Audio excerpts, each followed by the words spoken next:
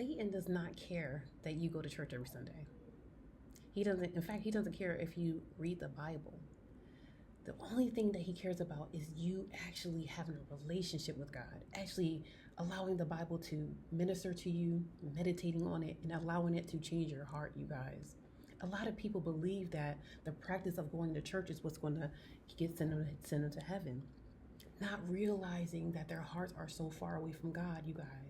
That's why it's so important that we are constantly searching our own hearts to see where we are, searching our minds to see where we are, because although we might have to practice, we may be far away from him. If we're not hearing his voice, if we're not hearing the Holy Spirit, right? We may be far away from God, you guys. And this brings me to when Jesus came down in the first coming, right? In the first coming, he came down to speak to the believers, right? You would think that Jesus would come down to speak to the unbelievers. No, he came down to speak to the believers, right? Because some of their ideologies were false, right? Some of their practices were false. And although the Pharisees, you guys, had the practice of going into the synagogues every Sunday, you guys, right? The synagogues back in the day was a church.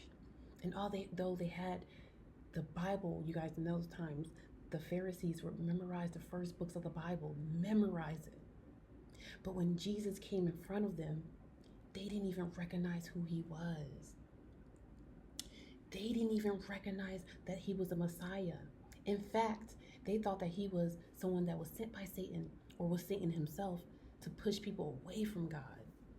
They thought that he was a false prophet. They thought that he was a blasphemer.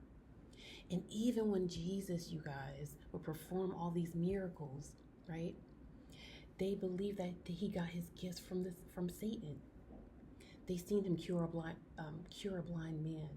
They seen him take someone that was demon possessed and cast the demons out, right? But the Pharisees believe that Jesus didn't do this from the gifts of God. They believe that he got his gifts from Satan, right? And in Matthew 12:25, Jesus said to them, "Every kingdom divided against itself cannot stand. A house divided against itself cannot stand." He's basically telling them, how could Satan try to fight Satan? That doesn't even make sense. Only the light can fight darkness, right? There's so many people that are watching this video today that are great, but there's people around you that can't even see the greatness in you, right? They don't even want to believe that you're great, right? Because of their own ideologies, their own thoughts. And when Jesus tried to correct their thinking, you guys, which means to correct their heart, this did not do well with them, because they didn't want to change anything about themselves. They didn't want to look inward and work on the selves that matter, right? And although they did the practices, they were so far away, and in their minds they believed that they were going to make it into heaven. But Jesus told them that their master was Satan. That their master was Satan, you guys, because they did not truly believe in Jesus. And this is so profound to me. The fact that Jesus came down to speak to the believers. Prior to really digging myself into this, I believe that he came down to speak to the unbelievers. But as we see in today, you guys, there's so many believers that have it wrong. We have to understand that Jesus is searching our hearts, you guys. 1 Samuel 16:7 says that for the Lord, he doesn't see it like we see, right? For we are focused on the outward appearance, right? We are focused on how the person is looking. We are focused on race sometimes. We're focused on background, but God is searching the heart, right? It says, 1 Samuel 16:7, for the Lord sees not as man sees, right? But the Lord looks on the heart. And God is searching your heart. He's searching your intentions. He's searching to see whether you truly love him, or are you doing this because you want to look good? You want praise from other people, right? You want financial gain. A lot of the Pharisees were getting gain financially. They didn't want that to stop. They wanted to be praised. So So we have to constantly search ourselves to see where we are. We have to constantly search our hearts to see, are we close to God? Are we far from God? Because I used to get confused by the practice. Oh, this girl, this lady, or this man, he's in church every Sunday. That does not mean anything.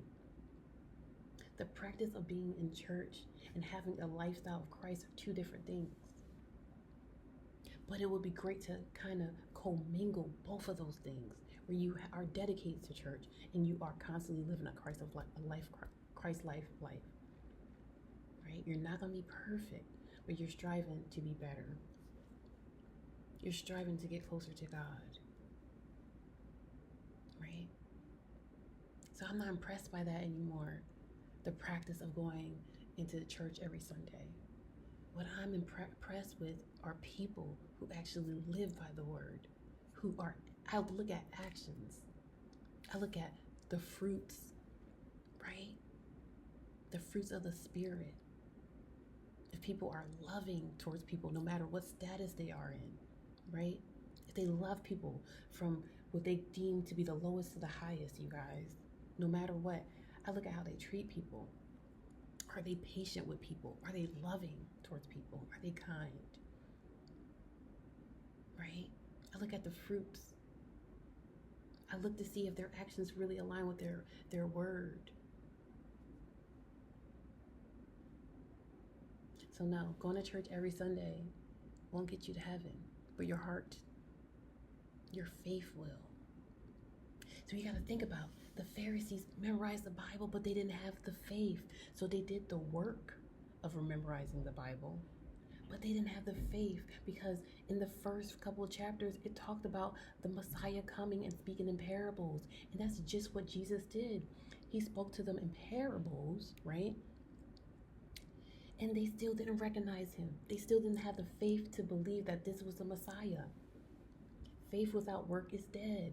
And guess where they were? They were spiritually dead, you guys. Because they didn't believe the Messiah when he was looking at them right in the face. And that's a scary place to be. When you know the word and you're going to church every Sunday, but you don't believe in what you believe you think you believe in. So this message is to constantly work on monitoring our hearts. I constantly monitor my heart, you guys. Sometimes I'm further away from God than I would like to be. So I'm monitoring my heart. I'm fasting. I'm seeking his face. And I hope this message has helped somebody. I'm wishing you guys a wonderful Tuesday. Have a great day.